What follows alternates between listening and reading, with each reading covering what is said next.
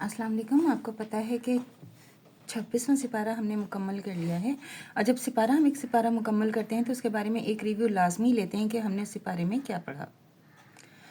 اب یہ سپارہ جو ہے حامیم سورہ الاحقاف سے شروع ہو رہا ہے، جس میں بتایا جا رہا ہے کہ اللہ تعالیٰ کا سوال کہ زمین و آسمان یا کائنات کس نے بنائی، موسیٰ کی کتاب، قوم ہود اور جنات کا واقعہ قوم ہود اور جنات کا واقعہ. اور اسی سپارے میں جو ہے پھر کیا ہو رہا ہے کہ سورہ جو محمد ہے وہ شروع کی جا رہی ہے. سورہ محمد شروع کی جا رہی ہے جس میں جنت و دوزخ کا منظر، جس میں تفصیل سے بیان کیا گیا کہ جب انسان گناہ کرے گا، جو کافر ہوگا دوزخ میں، اس کے ساتھ کیا سلوک کیا جائے گا.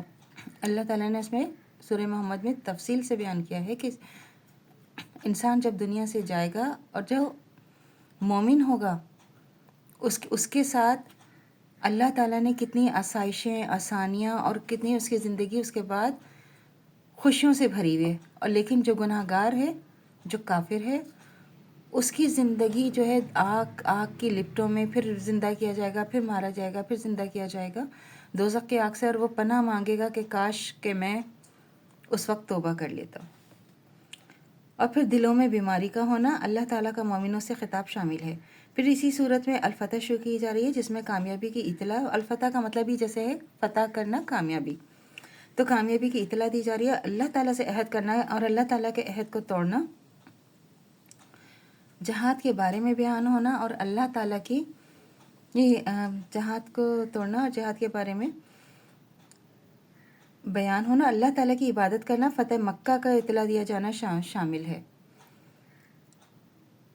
اور اسی سپارے میں سورہ الحجرات شروع کی جا رہی ہے جس میں معاملہ کی تحقیق کرنا، صلح کرنے کی ہدایت، کسی کا مذاق نہ اڑانا، مومنوں کی خصوصیات کا بیان کرنا شامل ہے. تو اس میں تھا نا سورہ حجرات میں یہ تھا کہ آپ نے کبھی کسی پہ ہنسا نہیں، کیونکہ اللہ تعالیٰ نے سب کو بنایا ہے. سب کا مالک کون ہے؟ اللہ تعالیٰ. تو ہم اگر لوگ کہتے ہیں وہ تو اس کا قد چھوٹا ہے، اس کا قد لمبا ہے، وہ تو یوں ہے، اس کی ٹانگ، اللہ تعالیٰ سے توبہ کرنی چاہیے اور اللہ تعالیٰ کا شکر ادا کرنا چاہیے کہ اللہ تعالیٰ نے آپ کو صحیح سلامت بنایا ہے. تو پھر مومنوں کی خصوصیات کا بیان ہے. اسی سورہ میں پھر قاف جو ہے وہ شروع کی جا رہی ہے جس میں بتایا جا رہا ہے کہ سائنسدانوں کا پڑھ کر بھی ایمان نہ لانا، اللہ کی نبی کو نصیحت کرنا.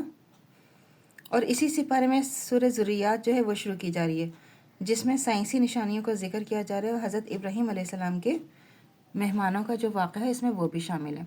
تو اللہ سے دعا کرنی چاہیے جو ہمارے ایمان ہیں بڑھتے تم قائم و دائم رہے، خاتمہ بالخیر ایمان پر ہو. اجازت دیجیے. اللہ حافظ. میرے چینل کو لائک کیجیے، شیئر کیجیے، سبسکرائب کیجیے. شکریہ.